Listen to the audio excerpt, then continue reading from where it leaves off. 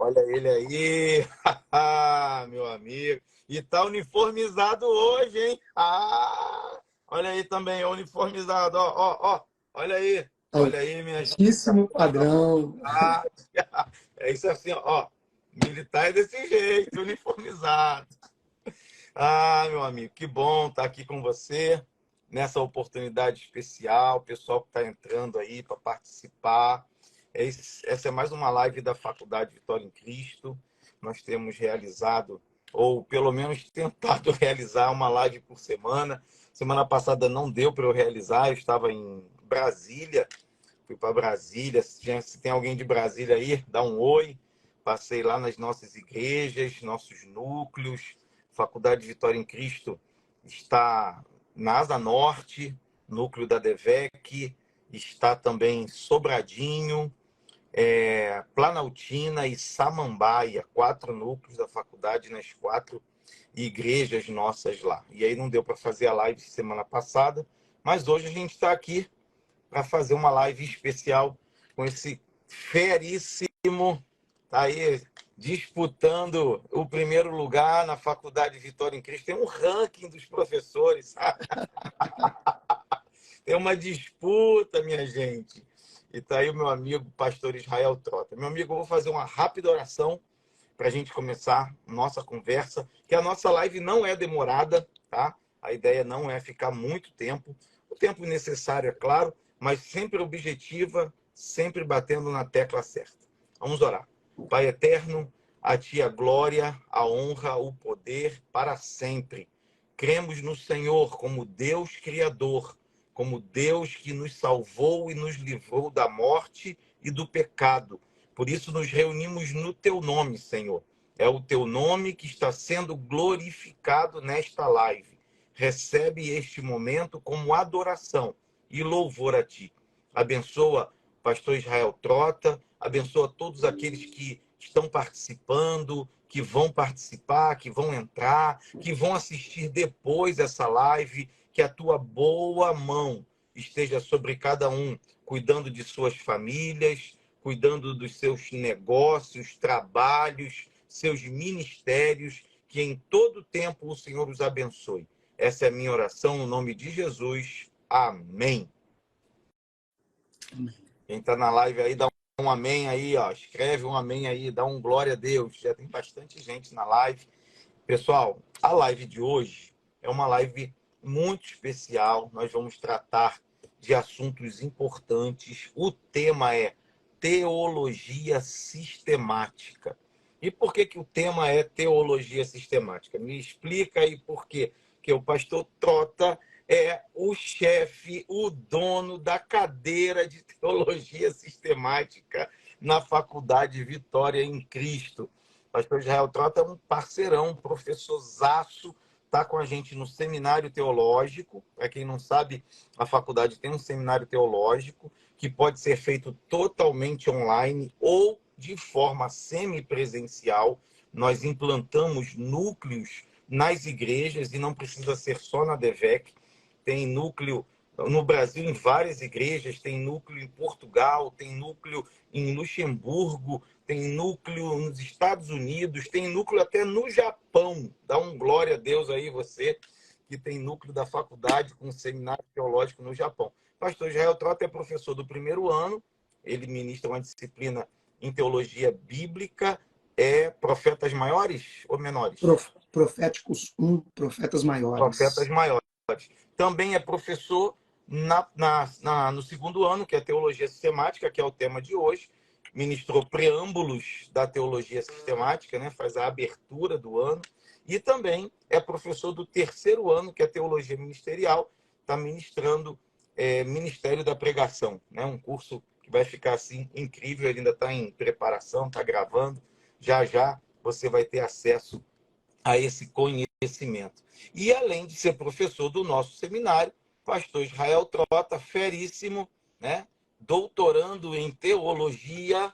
Não fica com inveja não, irmão. Dá glória a Deus e estuda, que você chega lá também. Ele é professor da nossa graduação, né? E ele é o chefe da cadeira de teologia sistemática. Na graduação temos 4 períodos, né?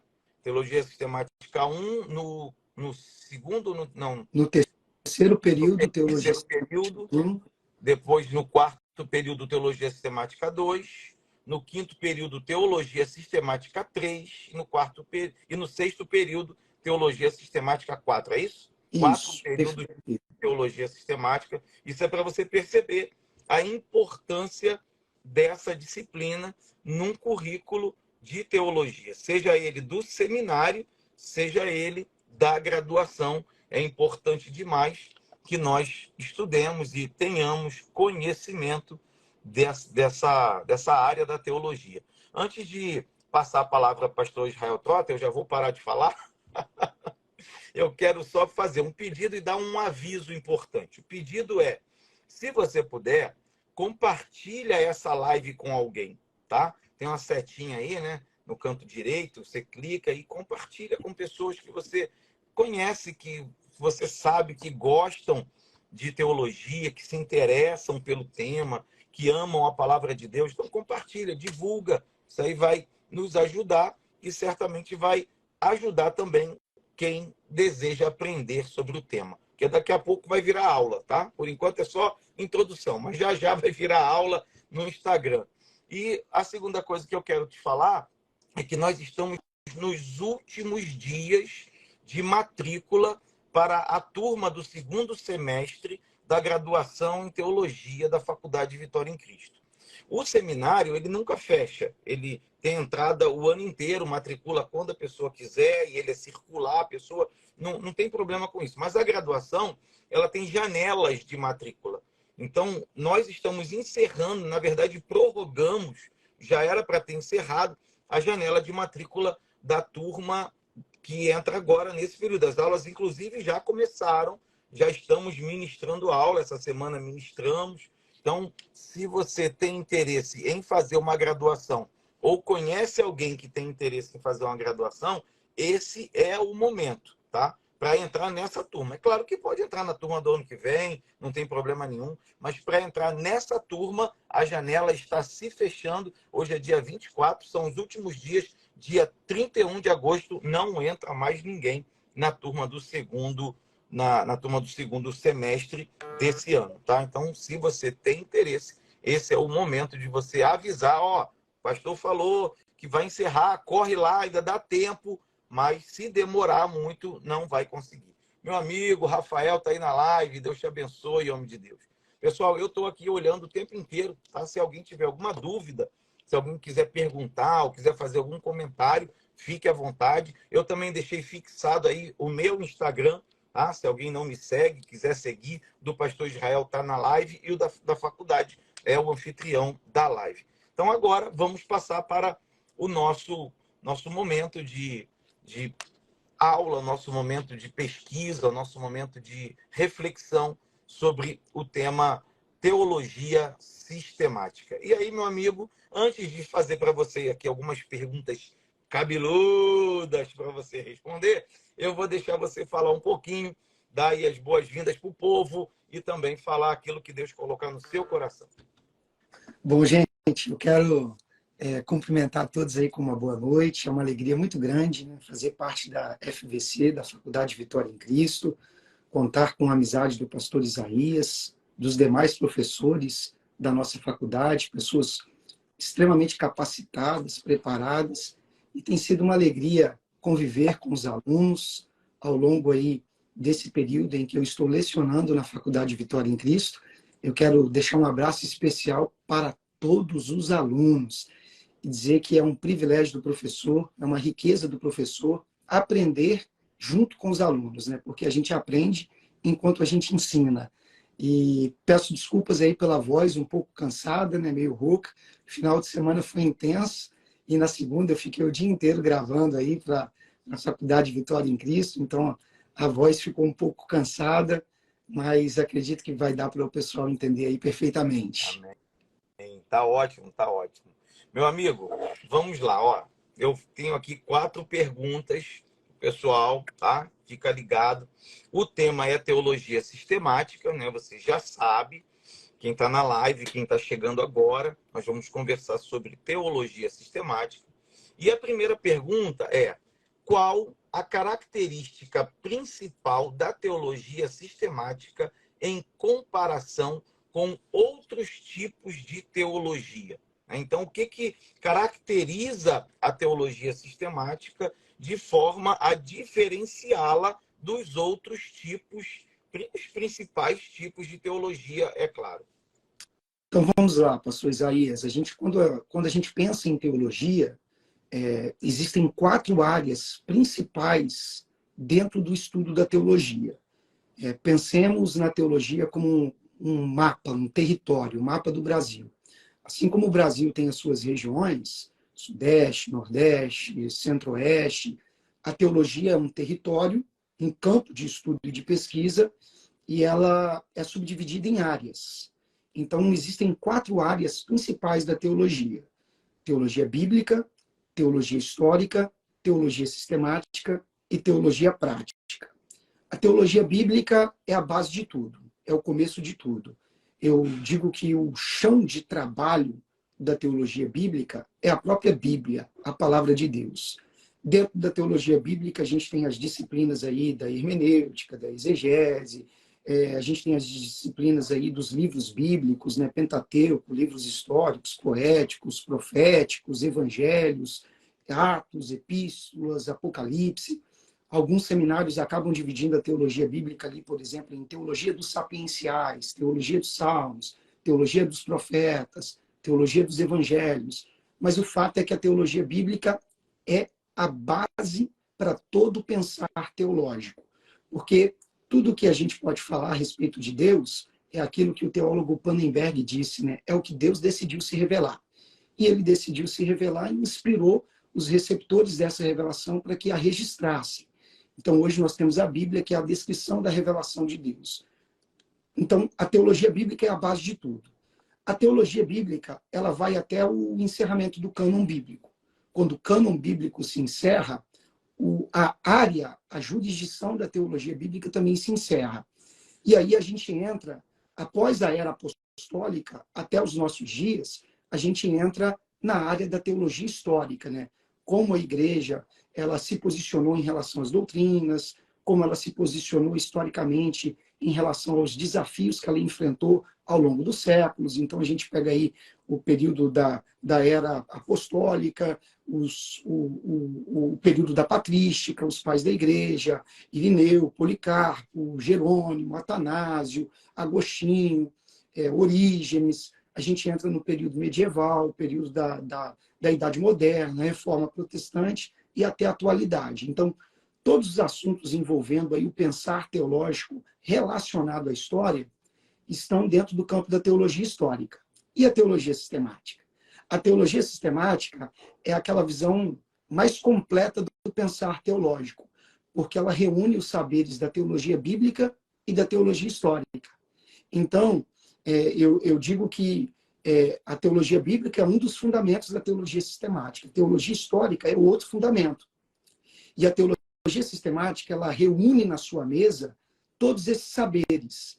E aí ela propõe uma visão metódica, sistemática, organizada dos principais temas bíblicos, né? A gente fala que pode ser uma teologia que é organizada em tópicos, em assuntos. Então a gente vai trabalhar com os principais temas bíblicos à luz da teologia bíblica e à luz da teologia histórica. Então a gente reúne esses saberes. Por isso há quem diga que a teologia sistemática é uma teologia muito completa, né? Porque ela propõe uma visão panorâmica, holística. Ela sempre procura avaliar as doutrinas bíblicas olhando a relação entre as próprias doutrinas. Então, a gente diz que é uma visão do todo.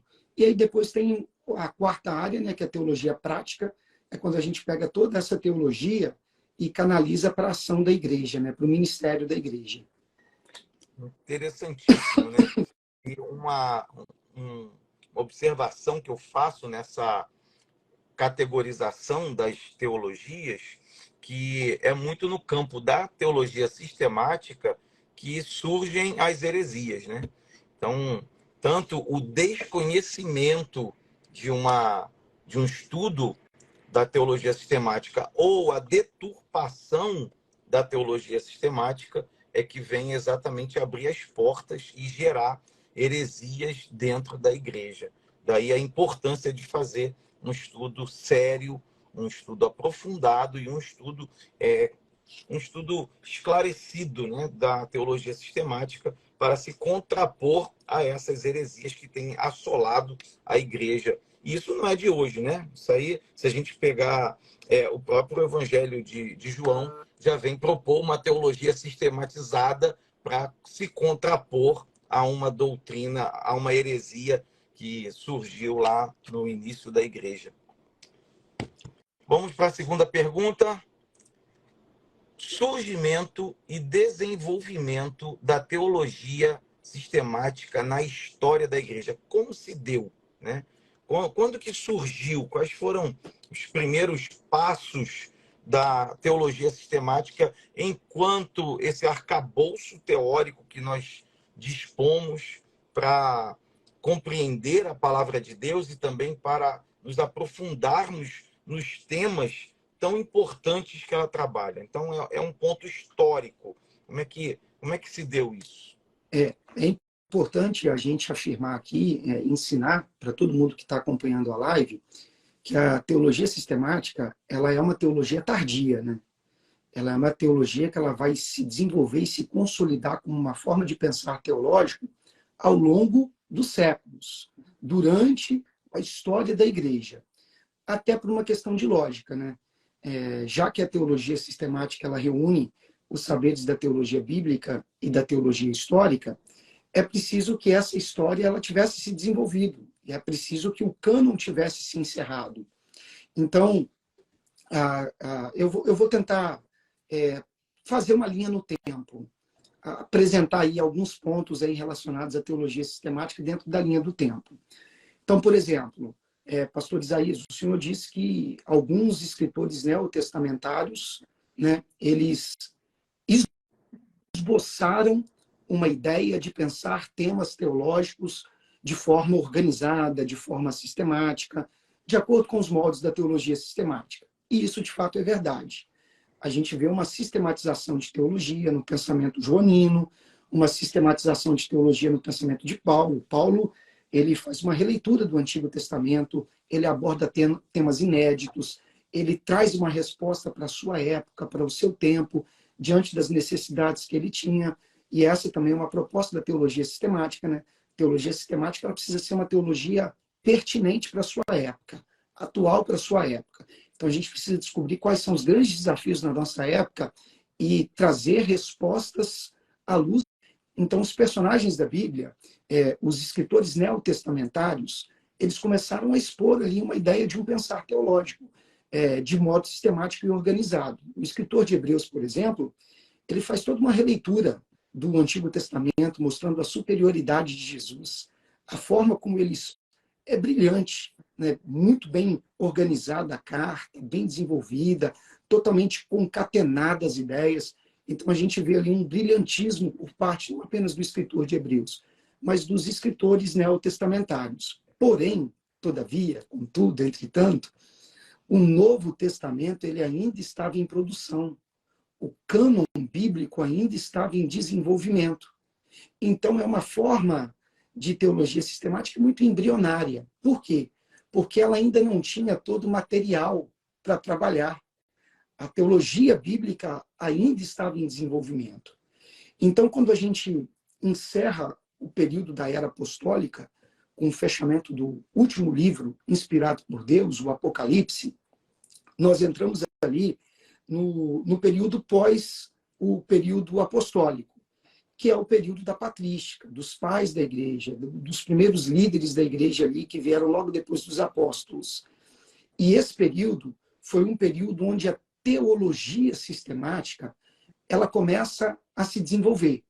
Por quê? Porque nessa época a igreja ela começa a ser atacada por diversas heresias. Heresias no campo da cristologia, no campo da teontologia, no campo da pneumatologia, da trindade. Então, a igreja ela precisa se posicionar. E aí a gente vê que muitos pais da igreja, muitos estudiosos e teólogos, eles começam a organizar pensamentos teológicos para defender a doutrina, a ortodoxia e combater a heresia. Só que a história da igreja ainda estava em produção, principalmente no período de ouro ali dos concílios, quando a doutrina ainda estava sendo interpretada. Então, a doutrina da igreja, ela estava vivenciando esse processo de interpretação, a igreja estava desenvolvendo os seus credos, o seu conteúdo, o seu conjunto de doutrinas basilares. Então, por isso que eu digo que a teologia sistemática no período da patrística, ela estava em desenvolvimento, mas era algo muito embrionário. E aí a gente divide o mundo naquela época, né? A Igreja do Ocidente e a Igreja do Oriente. Na Igreja do Oriente, a teologia sistemática ela desponta de modo mais acelerado, porque a gente tem algumas figuras na história da Igreja que trabalharam muito na área da teologia sistemática. Eu posso destacar aqui Orígenes de Alexandria, né? Orígenes de Alexandria foi um grande pensador da sua época. Ele desenvolveu a primeira Bíblia de estudo, né? Hexápla de Orígenes, a Hexápla de Orígenes, onde ele pegou as principais traduções da época, dividiu em 6 colunas e buscou ali a interpretação mais correta do texto bíblico. Orígenes, ele não apenas desenvolveu uma Bíblia de estudo, mas ele escreveu uma obra que era uma declaração de fé, composta de uma série de proposições. E o Gregório de Nissa, ele chegou a dizer que no período antigo da história da igreja, Orígenes havia desenvolvido o sistema mais completo de dogma da fé cristã. Depois de Orígenes, a gente tem, por exemplo, Atanásio de Alexandria, que viveu ali na época da crise do arianismo, e ele também desenvolve um tratado, tanto no campo da cristologia quanto no campo da trindade. Atanásio ele foi uma das vozes que se levantou ali em defesa da fé cristã, combatendo o pensamento distorcido que era defendido por Ário. E depois a gente vai ter o João Damasceno, que já surge ali praticamente no século VIII, mas ainda na Igreja do Oriente. O João Damasceno, segundo os estudiosos aí, ele desenvolveu o texto doutrinário de teologia sistemática mais completo da Igreja do Oriente. Então, tudo que eu estou falando aqui, eu estou falando da Igreja do Oriente. E agora eu vou falar da Igreja do Ocidente. A Igreja do Ocidente, ela vai desenvolver a teologia sistemática de modo mais tardio. A gente vê 2 grandes momentos em que a Igreja do Ocidente ela vai desenvolver a teologia sistemática, vai fortalecer essa forma de pensar teológico. A gente tem através do escolasticismo e através do protestantismo, da reforma protestante. Então, quando a gente fala do escolasticismo, por exemplo, a gente tem ali a figura do Pedro Lombardo, né? Que ele é considerado o grande sistematizador da Igreja Ocidental. O escolasticismo começa com ele e tem o seu ápice com Tomás de Aquino. Se o Pedro Lombardo é considerado o grande sistematizador da Igreja Ocidental, Tomás de Aquino é considerado o grande doutor da Igreja, né? A mente pensante da Igreja Ocidental.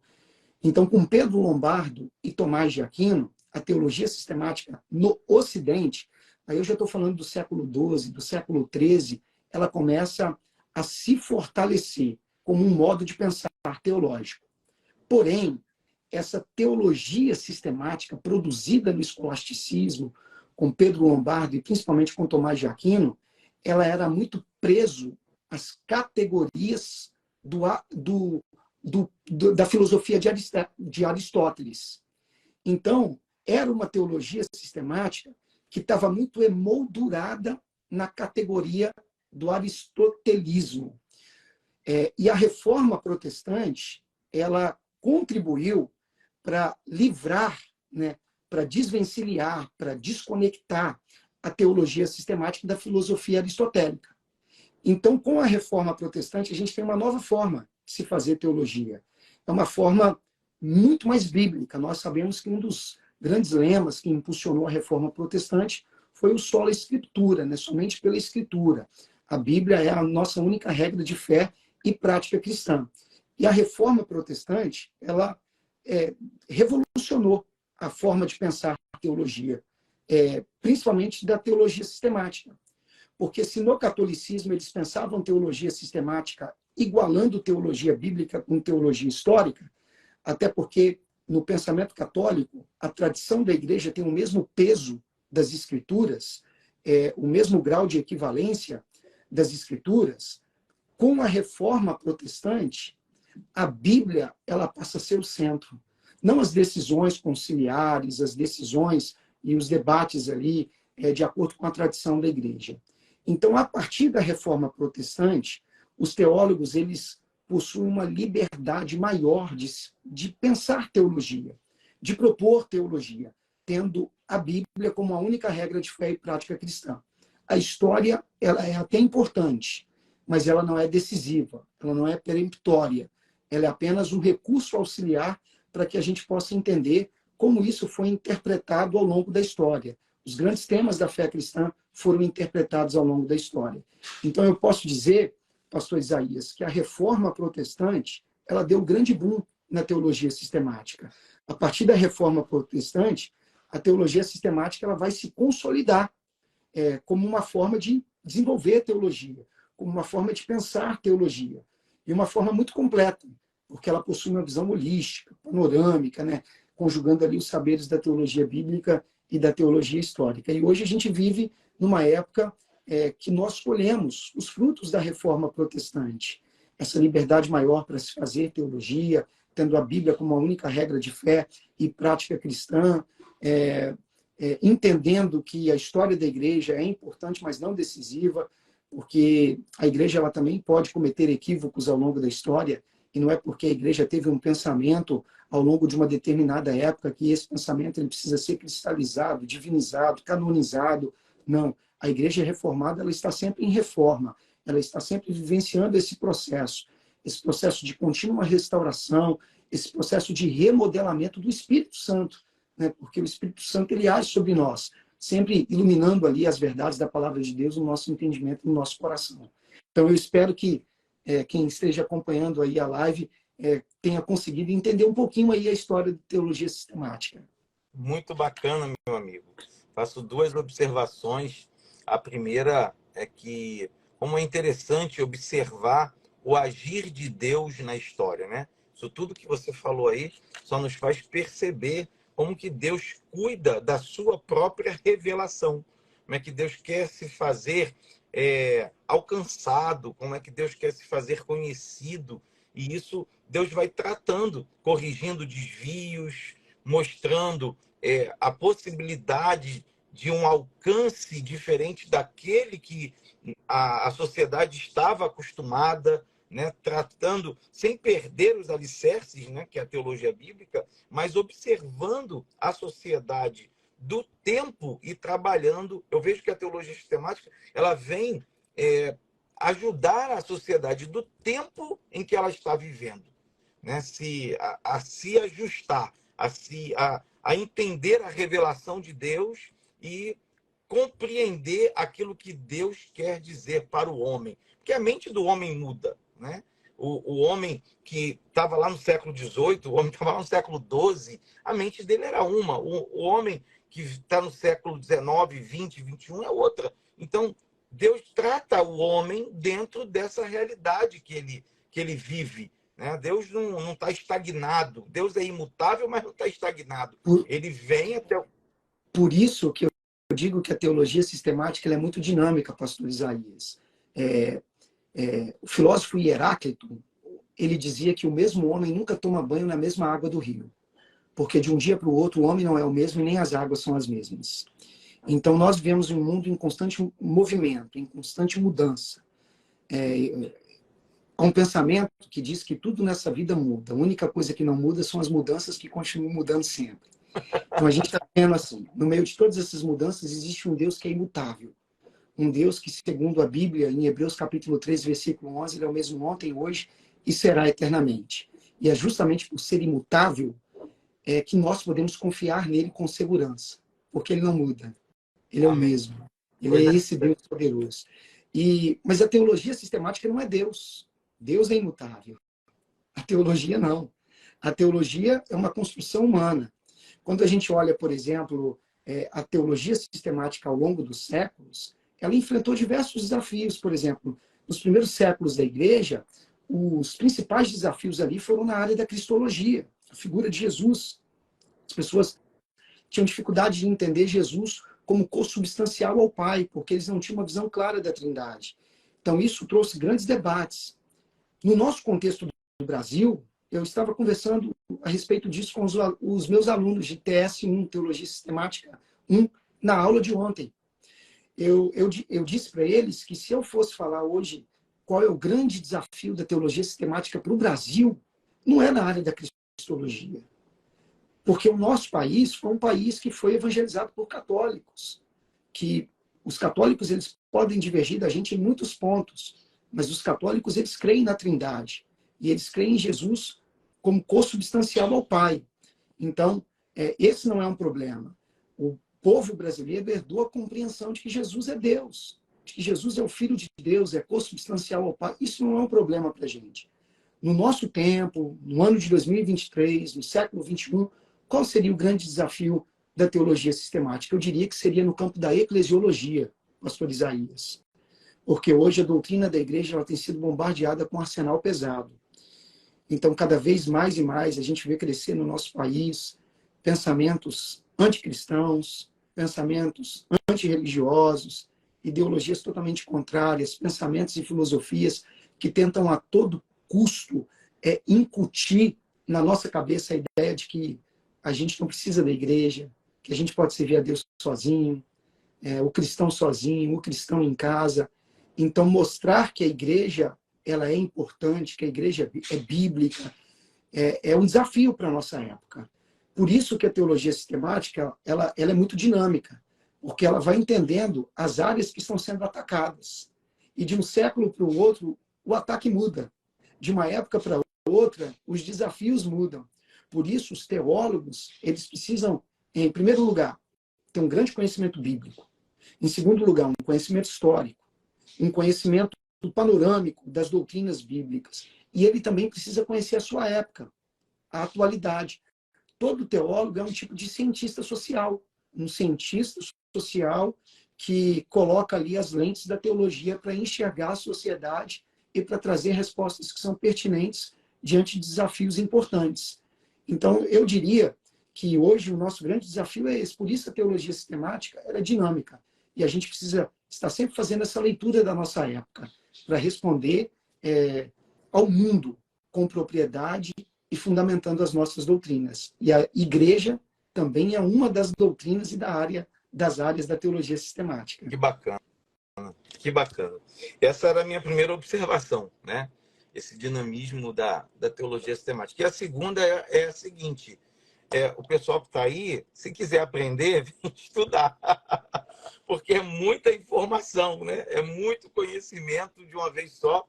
E eu sei que você não aprende assim tudo de uma vez. Você tem que ir paulatinamente aprendendo, sistematizando seu conhecimento. Os alunos ficam meio desesperados, né? Pastor, é tanto livro para ler, é tanta coisa para estudar, mas assim mesmo, nada mudou desse jeito que a gente aprende.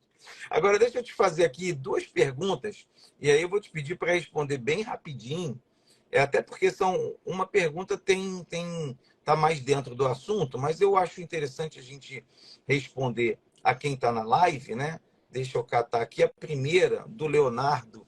Leonardo botou aqui. Aqueles que decidirem se aprofundar na teologia histórica, fazendo uma especialização, deveriam, após a graduação em teologia, cursar uma graduação em história? Pelo que eu estou entendendo, ele fez teologia e aí ele quer fazer uma pós-graduação, quer se aprofundar em teologia histórica, fazendo uma especialização, uma pós, se ele deve fazer uma graduação em história também. O que você acha disso? Olha, toda busca pelo conhecimento é válido, mas são propostas diferentes. A teologia histórica é uma abordagem da história à luz da teologia e à luz do cristianismo. Numa graduação, por exemplo, de história, os assuntos são outros. São assuntos gerais, assuntos que, às vezes, não possuem muita conexão com a teologia. Mas é importante, porque ajuda. Todo conhecimento é válido. Mas se a intenção desse aluno é ser um especialista, não, eu quero ser um especialista em teologia da história do cristianismo. Aí eu diria que seria muito mais interessante ele buscar um aprofundamento de uma especialização, de um mestrado, de um doutorado, desenvolvendo uma dissertação no mestrado, uma tese no doutorado, podendo fazer até um pós-doutorado, procurando pesquisas no campo da teologia histórica. Eu acredito que ele vai ser muito mais assertivo no seu crescimento de teologia histórica. Então, esse é o meu conselho. Mas eu quero ter uma visão holística da história e o meu propósito é lecionar, o meu propósito é trabalhar nas escolas, nas universidades, ensinando história, fazendo uma ponte com a teologia, com a história. Aí tudo bem, a graduação é válida também. Todo conhecimento é válido. Mas o meu conselho é o aprofundamento. E você desenvolver a pesquisa, né? Você se tornar um pesquisador dentro da área, né? Seja aí primeiro ali no mestrado, depois no doutorado, e aí você vai aprofundando cada vez mais e desenvolvendo aí a sua capacidade de pensar e desenvolver a teologia histórica. Muito bom. A segunda pergunta, ela tem um comentário aqui, já vou aproveitar e vou fazer, né? Não consigo ver o nome direito, não consigo ver o nome todo, é muita letra junto. Eu estou assim, então o senhor será meu professor de novo, pois vou continuar a fazer o ano que vem a sistemática. Provavelmente é aluna do seminário, né? Que Verdade. fez profetas maiores e agora vai para o segundo ano, que é a teologia sistemática. Deus te abençoe e continue firme aí na caminhada. Não desista. E a outra pergunta, ela já entra numa área mais específica. E aí, se você puder, faz uma resposta bem objetiva para a gente poder caminhar para a nossa. Ainda tem mais duas perguntas para te fazer. É do Jaime. Não sei, né? Tomara que ele ainda esteja aí na live. Às vezes as pessoas entram e saem, mas acredito que quem faz uma pergunta espera a resposta. Ele fala assim: como sabemos que Deus existe? Vamos lá para a teontologia, né? É somente com base nas escrituras que podemos responder essa pergunta? Então, está querendo uma base, saber se existe uma base externa às escrituras. A própria escritura já aponta, né? Mas eu vou deixar você comentar. Essa não é uma questão que a Bíblia tenta provar a existência de Deus. O primeiro versículo da Bíblia já começa: no princípio criou Deus os céus e a terra. Então, o pressuposto ali do texto bíblico é que ele existe, né? É que ele é real. Então, a Bíblia ela não tenta provar por meio de argumentos. É sempre uma questão de fé. Mas, ao longo da história da igreja, surgiram algumas pessoas que tentaram desenvolver essa ponte na tentativa de uma argumentação que provasse a existência de Deus com base em uma construção de pensamento não bíblica. A gente fala ali que são os argumentos racionais a respeito da existência de Deus. E existem diversos argumentos. Entre os argumentos, a gente tem a própria consciência do ser humano, que aponta para a ideia de um ser divino. A gente tem a organização e a harmonia no mundo. A gente tem a ideia da beleza do mundo, né? da beleza e da harmonia do mundo. E isso pressupõe a ideia de um designer, de uma mente brilhante, de alguém por trás, né? A ideia de um arquiteto.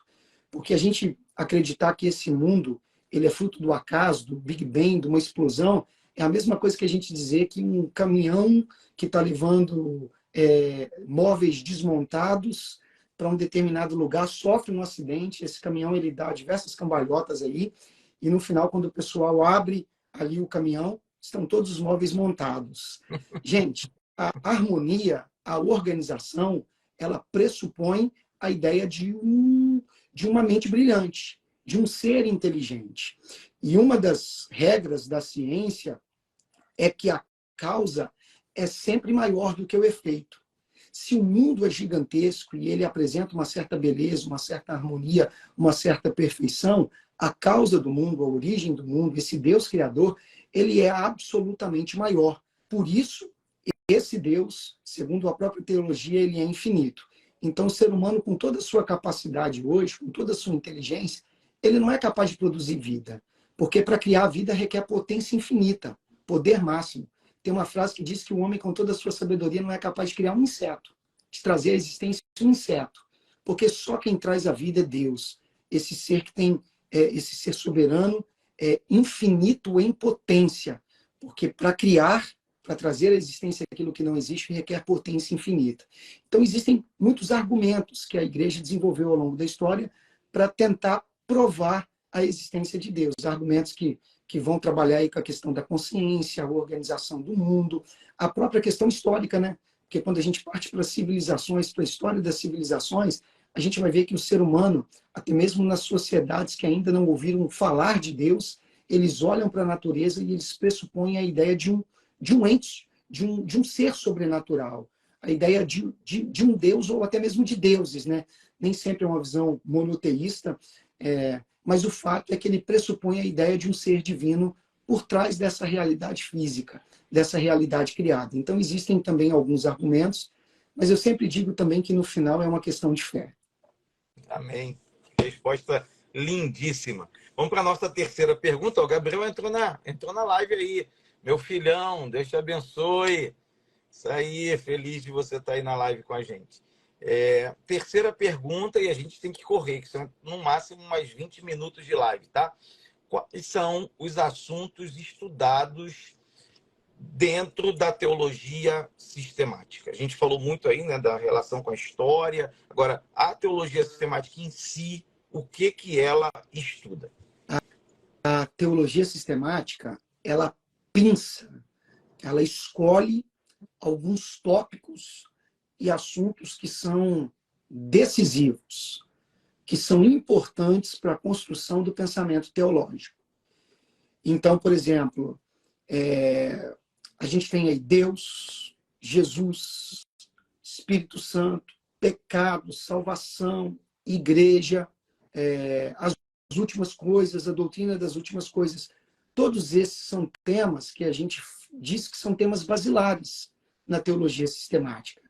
Então, a teologia sistemática geralmente começa com o estudo da pessoa de Deus Pai, é a teontologia, logo depois a gente tem a Trindade, o estudo do Deus Uno e Trino, depois a gente tem o estudo ali das obras de Deus, da criação física e da criação espiritual. Então, na criação espiritual, a gente tem aí o estudo da angelologia, que é a doutrina dos anjos, a demonologia, que é a doutrina dos anjos caídos. A gente tem aí a doutrina do mundo físico criado por Deus, que é a cosmologia, a criação do mundo. Dentro da criação do mundo, a gente tem a criação do homem, que é a antropologia teológica, é sempre um olhar ali a partir da perspectiva teológica, né? Esse homem que foi criado por Deus, como ele foi criado, esse homem, o que significa ali a ideia de imagem e semelhança, de onde vem a alma, de onde se origina a alma, quando a alma é criada, o ser humano é constituído de uma parte, duas partes, três partes, segundo a interpretação monista, é uma parte. Segunda dicotomia, duas partes. Segunda tricotomia, são três partes. Então, dentro desses assuntos, a gente vai suscitando diversos debates, diversas questões. Então, a gente tem a antropologia aí, que é o estudo do homem, a partir da perspectiva teológica. E aí a gente entra na amartiologia, a doutrina do pecado, soteriologia, a doutrina da salvação. São temas também que dizem respeito à teologia sistemática. A gente tem a cristologia, assim como a gente estuda a teontologia, né, a doutrina do Deus Pai, a gente também estuda a cristologia, a doutrina do Deus Filho, a doutrina de Jesus Cristo. A gente tem a pneumatologia, que é a doutrina do Espírito Santo. E aí a gente tem a eclesiologia, que é a doutrina da igreja. A gente tem a escatologia, que é a doutrina das últimas coisas. E cada assunto que eu estou citando aqui, gente, é uma série de debates, é uma série de pontos polêmicos, controversos. Por isso que a teologia sistemática, ela é uma teologia que ela busca sempre o aprofundamento, porque essa visão panorâmica, a teologia sistemática vai se debruçar sobre os grandes debates na história do cristianismo, os pontos polêmicos, as diversas interpretações a respeito desses assuntos. Tudo isso aí faz parte da teologia sistemática. Então, teologia sistemática é uma teologia de assuntos, dos assuntos que são basilares, dos assuntos que são fundamentais para a doutrina cristã. Deus, Trindade, Jesus, Espírito Santo, pecado, salvação, doutrina das últimas coisas, igreja, criação, anjos, demônios, tudo isso é assunto da teologia sistemática. Fenomenal, minha gente. Que coisa, que aula que você está tendo hoje aqui, hein? Glória a Deus. Quero deixar uma observação que todas as nossas lives, elas são gravadas, tá? E depois a gente, além de ficar no Instagram, a gente também coloca no YouTube, né? Tem gente que gosta de assistir lá no YouTube. Os meninos da mídia colocam um do lado do outro. Eu nem sei como é que eles fazem isso. Eles pegam o vídeo e colocam um do lado do outro e colocam lá no YouTube. As nossas lives anteriores estão lá, se você quiser assistir. E essa também, na semana que vem, vai estar disponível no nosso canal do YouTube para você poder assistir de novo ou compartilhar com quem você quiser. Bastante gente aqui falando, mas são só comentários. Deus abençoe vocês que estão comentando. Acho que não tem nenhuma pergunta, não. Vamos em frente. E a gente vai para a nossa última pergunta, que é: qual a área da teologia? Essa é braba, hein? Você falou a área aí que é a mais necessária hoje, né? No contexto brasileiro. Vamos ver se vai bater. Qual a área que você considera a mais controversa na teologia sistemática, a mais polêmica? Olha, a gente pode dizer que em cada um desses assuntos aí existem muitas questões polêmicas. Mas se eu fosse falar aqui a respeito de uma área que eu acho muito sensível, muito nevrálgica, eu diria que é a Trindade. Eu diria que é a Trindade. Tanto ao longo da história do cristianismo, como até hoje as pessoas têm muita dificuldade de entender a doutrina da Trindade. Tem gente que nem se aventura em falar sobre a doutrina da Trindade. Tem gente que tem medo de falar da doutrina da Trindade. Agostinho ele chegou a dizer que Trindade é um assunto que, se você tentar aprender completamente, você perde a razão. E se você ignorar, você perde a salvação, porque é uma doutrina basilar. Então, para não perder a razão nem a salvação, você fica tentando entender aquilo que foi revelado.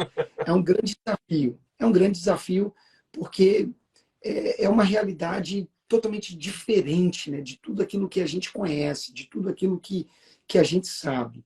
E os grandes debates ali na história da igreja, eles foram no campo, principalmente ali da doutrina da Trindade, né? A doutrina da Trindade. E até hoje é tema. Até hoje existem pessoas aí suscitando ideias distorcidas a respeito da Trindade. Até hoje tem gente aí que tenta ressuscitar aí o monarquianismo, o arianismo, numa versão mais moderna, que são pensamentos distorcidos a respeito da Trindade, que é um grande desafio, né?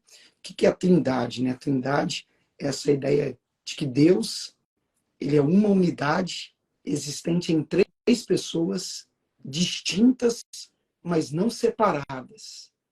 Então, quando a gente fala da Trindade, muitas pessoas às vezes pensam em um triteísmo, né? Em três deuses.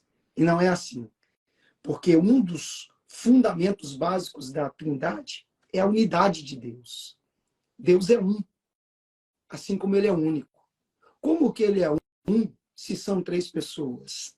Esse é o grande desafio. Porque, na verdade, quando nós dizemos que Deus é um, a unidade e a simplicidade é um dos atributos de Deus. Deus não tem divisões. A gente fala dos atributos de Deus, a gente pensa nos atributos de Deus até na perspectiva ali de divisões, mas não são. Os atributos, eles formam um bloco único, porque tudo em Deus é simples. Ele possui uma unidade perfeita. Então, quando nós falamos que Deus é um, Deus de fato é um, porque há uma unidade, há uma substância, há uma natureza. Então, Deus é uma unidade que existe em três pessoas, porque ele existe em Deus Pai, em Deus Filho e Deus Espírito Santo. De modo que essas três pessoas, elas são distintas. O Pai não é o Filho não é o Espírito Santo e o Espírito Santo não é o Pai, mas o Pai é Deus, o Filho é Deus, o Espírito Santo é Deus. Então, são três pessoas distintas, mas não separadas, porque são consubstanciais, possuem a mesma natureza. Tudo o que a gente vê em Deus Pai como atributo, onipotência, onisciência, eternidade, aceidade, soberania, a gente vê no Filho e a gente vê no Espírito Santo, porque são consubstanciais. Então, esse é um grande desafio para a fé cristã, a gente entender de modo claro essa doutrina. Então, a Trindade, ela se fundamenta em dois pilares: a unidade de Deus e a tripessoalidade divina. Então, Deus é uma unidade existente em três pessoas distintas, mas não separadas. Isso dá um nó na cabeça de muita gente. Então, é um desafio. E eu já vi muita gente que tentou explicar a Trindade e acabou tropeçando. Acabou ensinando uma heresia sem saber. Por isso que a teologia sistemática, ela vai te habilitar a tratar desse tema com segurança, a tratar desse tema com firmeza, expondo o fundamento da sua fé. E a Trindade, a gente pode dizer que é o coração das Escrituras, é o coração da revelação bíblica, porque a revelação de Deus, ela segue um processo, ela acontece dentro de um movimento de revelação progressiva. E no coração dessa revelação, a gente tem a comunicação da doutrina da Trindade, essa manifestação de Deus ali. Deus se manifestando como Deus Pai, Deus Filho e Deus Espírito Santo. As três pessoas divinas que possuem uma única essência, uma única natureza, uma unidade. Deus não é apenas uma unidade, como é único. Então, quando a Bíblia diz que Deus é o único Deus, também é verdade, porque Deus não tem rivais. Não existe nada de Deus fora de Deus, porque ele é uma unidade e ele é único. Deus não tem rivais, ele é o único Deus, ele é o único Senhor. Coisa linda, hein? Vale um aplauso, minha gente. Esse dá aula e prega ao mesmo tempo, né? Não é? São poucos, são raros os que conseguem isso, hein? Meu amigo, bom demais estar com você. Essa uma horinha aqui passou voando, né? Eu, pelo menos, nem senti. Bom demais te ouvir e aprender com você, tá? Meu desejo é que Deus te abençoe cada vez mais, que as portas sejam abertas cada vez mais na sua vida. E você sabe disso, eu só vou ratificar, né? O projeto de Deus na sua vida é muito grande. Você foi separado e escolhido para ensinar, para conduzir e para preparar líderes para a Igreja do Senhor. Que Deus te abençoe rica e abundantemente. Obrigado pela sua disponibilidade, né, de ceder aí o seu tempo com a voz rouca, cansada de pregar, de gravar aula, né, e estar aqui comigo nessa oportunidade, ensinando pessoas aqui nessa rede social. Obrigado por essa disponibilidade, por esse coração enorme que você tem, pelo seu amor por Deus e pela igreja. Fico muito feliz mesmo. Amém, amém. Uma alegria, pastor Isaías. Obrigado a todos aqueles que assistiram aí. Que legal, estou vendo aí uma pessoa dizendo que se emociona quando me vê falando da palavra de Deus. Que legal, deixa eu até citar o nome dele aqui no comentário. Pereira, Eu acho que, eu não sei se você acha que é ela. Pereira Daroshailane, né? Eu acho que é ela, né? É verdade. A foto aqui, muito bom. Muito obrigado aí por todos que participaram. Pastor Isaías, é uma alegria poder contar, participar dos projetos aí da FVC, porque a gente está contribuindo para formar pensadores, a gente está contribuindo para robustecer o pensar teológico no nosso país. E a gente vive numa área, numa época em que muitos cristãos eles sofrem de raquitismo e inanição espiritual, porque não conhecem a palavra de Deus. E a gente precisa realmente ensinar o nosso povo. O discipulado, né? A Bíblia diz que o povo tem sido destruído porque lhe falta conhecimento. Então, Então, eu fico muito feliz de participar dos projetos da FVC e de contribuir para a gente fortalecer o nosso conhecimento aí na palavra de Deus. Amém. Vai descansar essa voz, né? Está preparado para o que ainda vem muito aí pela frente. Gente, para encerrar, eu quero lembrar vocês, tá? Que a Faculdade Vitória em Cristo disponibiliza para você um seminário teológico que você pode fazer totalmente online ou de forma semipresencial, com aulas nos núcleos, tanto nas nossas igrejas como em outras igrejas. Se você entrar lá no faculdadevitoriaemcristo.org, você vai na aba seminário, você vai ver diversos núcleos. Se você deseja ter uma aula presencial, você tem essa oportunidade. Ele é semipresencial. Tem uma plataforma com várias aulas gravadas. Pastor Trota é professor do primeiro ano, do segundo ano, do terceiro ano, e uma aula presencial com um coordenador, um professor local, tá? E temos também a graduação em teologia, um bacharelado com reconhecimento do MEC, totalmente EAD, tem 2 encontros presenciais anuais, um no final do primeiro semestre, que é o nosso congresso, e um no final do segundo semestre, que é o nosso workshop. Tá? Um grande diferencial nosso é que nós damos aula ao vivo, do jeito que está aqui. Né? Os alunos acessam a plataforma, e não é no Instagram, claro, nós ministramos essas aulas ao vivo toda semana. Cada professor tem o seu dia, o seu horário, e essas aulas ficam gravadas. Caso o aluno não possa assistir, não possa participar ao vivo, ele assiste a aula depois, ou o aluno que assistiu, que participou ao vivo, se quiser assistir depois, também pode. Tá? E além do seminário e da graduação, nós temos um leque imenso de cursos livres ministeriais para abençoar a sua vida. Acessa lá a aba cursos e você vai ficar por dentro. Temos uma pós-graduação, que é a pós-graduação em Teologia Bíblica. Pastor Trota também é professor dessa pós-graduação. E já nós vamos ter mais 2 pós, estão no forno, uma em Teologia Sistemática e a outra em Teologia Histórica, né?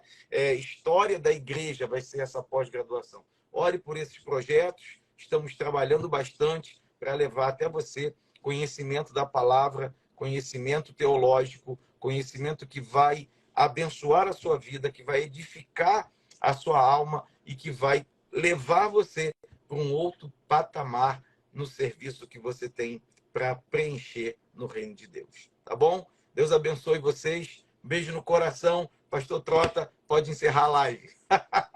Uma alegria muito grande. Que Deus abençoe a todos. Uma boa noite. Se você achou a live interessante, vai ficar salva. Manda para alguém, compartilha.